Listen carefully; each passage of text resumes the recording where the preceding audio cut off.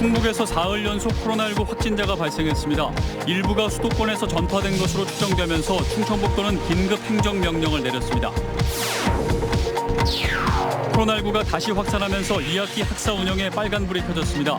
등교 수업이 가능할 것으로 예상했지만 일부 원격 수업이 불가피해졌습니다. 용담댐 방류로 피해를 입은 영동과 옥천, 무주, 금산 등 4개 지자체가 범대책위원회를 꾸렸습니다. 정부와 수자원공사에 책임을 묻겠다며 소송까지 불사하겠다고 밝혔습니다. 기존 수수료를 90% 가까이 낮춘 충북형 배달앱이 다음 달 운영을 시작합니다. 소상공인과 소비자들의 호응을 얻으며 충북 대표 배달앱으로 자리 잡을 수 있을지 관심이 모아지고 있습니다. 여러분 안녕하십니까. CJB 8시 뉴스 시작합니다. 전국 코로나19 신규 확진자가 200명대를 넘어선 가운데 충북에서도 사흘 연속 환자가 발생했습니다. 환자 일부는 대유행에 대한 우려가 커지고 있는 수도권에서 전파된 것으로 확인되면서 충청북도도 긴급 행정명령을 발동했습니다. 조영관 기자입니다. 카자흐스탄 국적의 A군이 도내 88번째로 코로나19에 확진됐습니다. A군은 진천에 거주하는 아버지를 만나러 어머니와 두 동생과 함께 입국했다가 확진 판정을 받았습니다. 하루 전에는 친정엄마 병문 차 경기도 안산의 한 병원을 다녀온 40대 B씨가 확진됐고 16일에는 아들 부부와 제주 여행을 다녀온 충주 50대 부부, 또 몰타에서 입국한 20대가 추가 확진됐습니다. 거의 매일 한 명씩 발생되고 있는데 그 수도권발 유행이 충분히 지역으로 감염으로 확산될 수 있다고. 사흘 만에 늘어난 5명의 환자 중 3명은 수도권에서 전파된 것으로 추정되고 있습니다. 충주 부부 확진자의 아들은 서울 여의도 순복음교회의 신도로 확인됐고 충북 87번째 환자의 친정엄마가 입원해 있던 안산시 병원에는 서울 사랑제일교회 관계자가 다녀갔습니다. 수도권에 있는 친인척 및 지인 등과의 교류와 각종 모임, 동호회 활동, 공연 관람 등을 위한 수도권 방문을 최대한 자제해 주시기. 충청북도는 서울 사랑제일교회와 여의도 순복음교회, 광복절 광화문 집회 참가자 등에 대한 코로나19 진단검사를 강제하는 긴급 행정명령을 내리고 고위험시설을 기존 12종에서 종교시설과 공연장, 식당, 카페, PC방 등 17종으로 확대했습니다. CJB 뉴스 조윤광입니다. 네, 이렇게 충북 도내에서도 코로나19 확진자가 발생하면서 2학기 학사 운영에 비상이 걸렸습니다. 당초 전체 학생의 등교 수업이 가능할 것으로 예상했지만 확산세가 가팔라지면서 일부 원격 수업이 불가피해진 것입니다. 김기수 기자입니다. 코로나19 확산에 2학기 학사 운영에 빨간불이 켜졌습니다. 수도권을 중심으로 코로나19가 빠르게 전파되면서 학교 밀집도 최소화 조치가 내려진 겁니다. 수도권을 제외한 전국의 14개 지역은 사회적 거리두기 1단계 학사 운영 기준에 따라 모든 유초중고의 학교 밀집도는 3분의 2가 되도록 유지해야 합니다. 충청북도 교육청은 지난주만 해도 전교생 등교 수업을 원칙으로 한 2학기 학사 운영 방침을 발표했지만 코로나19가 갑작스런 확산세를 보이면서 계획에 차질이 생긴 겁니다. 변경된 학사 운영 방침에 따라 다음 달 11일까지 도내 모든 유치원과 초중고등학교는 3분의 2만 등교할 수 있습니다. 하지만 6학급 이하인 초중고등학교에선 학교 자체 판단에 따라 전교생 매일 등교가 가능합니다. 전체 학교의 21.4%로 170개교가 대상입니다. 학교의 어떤 구성 또는 공간 이런 측면을 고려하면 100여 명 정도 6학급 정도 이내면 충분히 아이들의 거리두기를 확보할 수 있겠다. 충청북도 교육청은 1학기에 겪었던 혼란을 막기 위해 원격 수업 관리위원회를 구성하고 쌍방향 원격 수업을 늘리는 등 대책 마련에 나섰습니다. CJB 뉴스 김기수입니다. 코로나19가 재확산하는 가운데 이달 말 청주에서 대규모 야외 공연이 예정돼 있어 도와 청주시에 비상이 걸렸습니다. 오는 28일과 29일 양일간 청주대 종합운동장에서 대규모 트로트 공연이 진행될 예정으로 하루 5, 6천 명이 찾을 것으로 예상됩니다.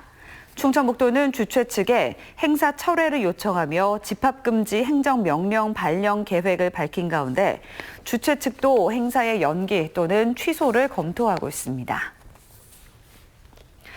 용담댐의 기습 방류로 큰 피해를 입었던 영동과 옥천, 무주, 금산 등 4개 지자체가 범대책위원회를 꾸렸습니다.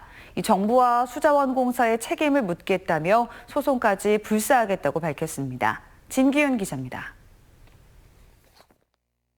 지난 8일 용담댐의 기습 방류로 영동과 옥천, 금산과 무주 등 4개 지역에서 600명 넘는 이재민이 발생하고 700헥타르가 넘는 농경지가 물에 잠기는 등 최악의 수해가 발생했습니다. 이들 지역 주민들은 수자원공사의 댐 수위 관리 실패에 따른 명백한 인재라고 주장합니다. 지난달 말부터 유입량이 치솟기 시작한 용담댐은 지난 8일 계획 홍수위에 불과 5cm만을 남겨뒀지만 이를 방치하다 폭우로 초당 2,900톤의 물을 갑자기 방류해 피해를 키웠다는 겁니다. 이번에 이런 사태는 용담댐의 관리 잘못으로 인한 인재가 확실하다라고 이렇게 생각을 하고 있습니다. 주민들은 피해 보상은 물론 댐 운영에 주민 참여를 제도화하는 재발 방지 대책도 요구하고 있습니다. 실질적인 피해 보상이 꼭 이루어져야 된다. 용담댐 측하고 주민대책위원회하고 상시 이렇게 물을 얼마 방류하겠습니다. 4개 지역 군수 등이 참여한 범대책위원회도 단체 행동에 나섰습니다. 수자원공사의 피해 보상을 요구하는 한편 환경부와 금강홍수통제소에도 필요한 조치를 했는지 해명하라고 촉구했습니다. 향후 최종적으로는 소송도 불사하겠다라는 그런 생각을 갖고 있습니다. 실질적인 피해 보상을 해달라. 두 번째는 앞으로 향후 대책 근거를 마련해달라. 이 두 가지가. 용담댐 방류로 수해를 입은 4개 자치단체가 특별 재난지역 지정을 요구한 가운데 수해 주민들의 거센 반발은 좀처럼 수그러들지 않을 전망입니다. CJB 뉴스 진기훈입니다. 배달앱을 이용하는 자영업자 상당수는 높은 수수료 부담에 허덕이고 있는데요. 다음 달에는 기존 수수료를 90% 가까이 낮춘 충북형 배달앱이 운영을 시작합니다. 안정원 기자의 보도입니다.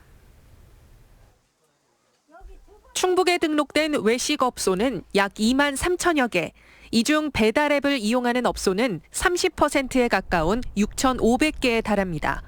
코로나19의 영향으로 배달앱 사용이 급증하고 있고 소상공인들의 배달 수수료 부담도 점점 더 커지고 있습니다. 10에서 한 17%의 수수료를 내고 그다음에 배달비가 한 15% 정도 나가다 보니까 매출액의 평균 한 40%에 가까운 사항들이 나가고 업체당 한 달 평균 84만 원, 도내 전체로는 연간 500억 원이 넘는 수수료가 배달앱 운영업체로 빠져나가고 있습니다.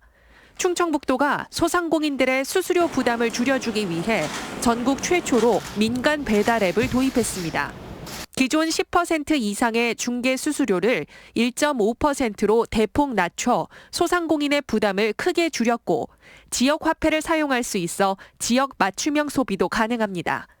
충북형 배달앱은 앞서 도입된 타 지역 공공배달앱의 한계를 극복하기 위해 최소한의 수수료를 받고 서비스의 질은 높이는 대안을 택했습니다.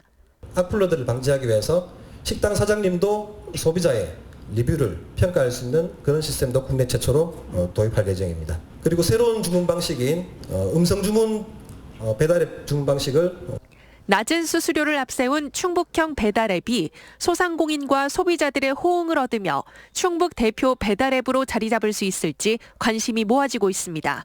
CJB 뉴스 안정은입니다. 다음 소식입니다. 더불어민주당 충북도당은 오늘 CJB 컨벤션 센터에서 정기 대의원 대회를 열고 청주 서원이 지역구인 이장섭 의원을 만장일치로 도당 위원장으로 선출했습니다. 이장섭 위원장은 정권 재창출과 지방선거 압승을 위한 기반을 세우겠다는 각오를 밝혔습니다. 이장섭 위원장은 충북대학교를 졸업하고 국회의원 보좌관, 청와대 선임행정관, 충청북도 정무부지사를 역임했습니다. 침출수를 유출한 폐기물 업체에 영업정지 처분을 내린 청주시가 행정소송 1심에 이어 항소심에서도 승소했습니다. 대전고법 항소심 재판부는 폐기물 업체 A사가 청주시장을 상대로 낸 영업정지 처분 취소 소송에서 원심의 판결이 정당하다고 밝혔습니다. A사는 계약 관계에 있는 2,900여 업체의 피해 등을 고려해 선처를 호소했지만 청주시가 이를 받아들이지 않자 행정소송을 냈습니다. 지난 2일부터 운행이 중단됐던 태백선 제천 동해 전 구간 열차 운행이 오는 20일부터 정상화됩니다. 코레일에 따르면 태백선 여객열차 운행 재개 하루 전인 19일에 화물열차가 서행시 운전을 하는 방식으로 안전점검을 실시하고 20일 첫 차부터 운행을 재개합니다. 충북선 충주 제천 구간의 열차 운행은 다음 달 이후에 정상화됩니다. 충청북도는 녹색 교통 전환을 통한 대기질 개선을 위해 2025년까지 수소차 8,000대를 보급하고 수소 충전소 24곳을 설치한다고 밝혔습니다. 올해는 추가로 음성과 제천에, 오는 2022년까지는 11개 시군에 모두 수소 충전소가 들어섭니다. 충북지방경찰청이 지난달 31일부터 지난 13일까지 대청호 주변 도로에서 자동차 폭주족 특별 단속을 벌여 25건을 적발했습니다. 유형별로는 과속이 12건, 자동차 불법 구조 변경과 소음 기준 초과 등 관리법 위반이 8건, 중앙선 침범 3건, 무면허가 2건입니다. 경찰은 이달 말까지 매주 1회 특별 단속을 하고 과속 방지턱을 추가로 설치해 난폭 운전을 막을 방침입니다. 이상으로 CJB 8시 뉴스를 모두 마칩니다. 시청해주신 여러분 고맙습니다.